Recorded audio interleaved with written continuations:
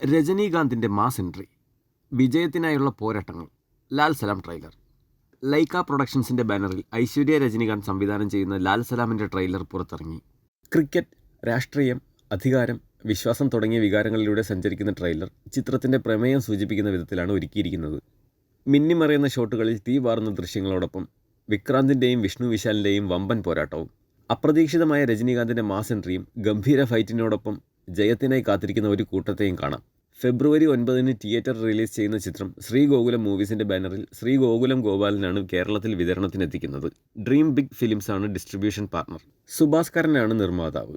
തമിഴ്, തെലുങ്ക്, കന്നഡ, മലയാളം, ഹിന്ദി എന്നീ 5 ഭാഷകളിലെ പ്രദർശനത്തിനെത്തുന്ന ചിത്രത്തിന് ഓസ്കാർ അവാർഡ് ജേതാവ് AR റഹ്മാനാണ് സംഗീതം പകരുന്നത്. വിഷ്ണു രംഗസ്വാമി കഥയും സംഭാഷണങ്ങളും ഒരുക്കിയ ചിത്രത്തിൽ മൊയ്തീൻ ഭായ് എന്ന കഥാപാത്രത്തെയാണ് രജനീകാന്ത് അവതരിപ്പിക്കുന്നത്.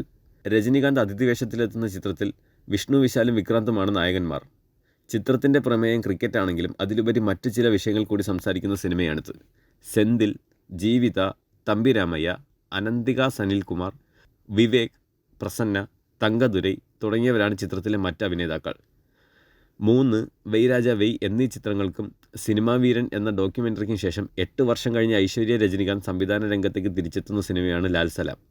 ഛായാഗ്രഹണം വിഷ്ണു മംഗസ്വാമി, ചിത്രസംയോജനം പ്രവീൺ ഭാസ്കർ, കലാസംവിധാനം രാമു തങ്കരാജ്, സംഘട്ടനം അനിൽ അരസ്, കിക്കാസ് കാളി, സ്റ്റണ്ട് വിക്കി, ഗാനരചന കപിലൻ, PRO ശബരി.